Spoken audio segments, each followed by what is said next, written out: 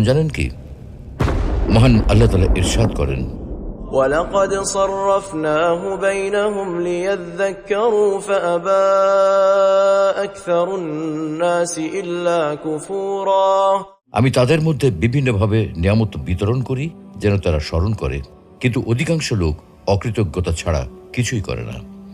আসসালামু আলাইকুম ওয়া রাহমাতুল্লাহ।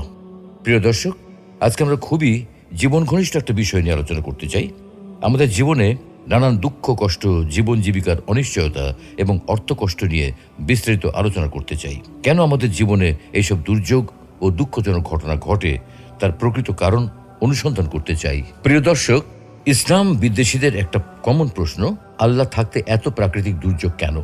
এত ভূমিকম্প হয় কেন? বন্যা হয় কেন? দুর্ঘটনায় এত মানুষ মারা যায় কেন? স্রষ্টা যদি থেকেই থাকেন, তবে তিনি কেন মানুষকে এত দুঃখ, কষ্ট ও বিপদ দেন? স্রষ্টা যদি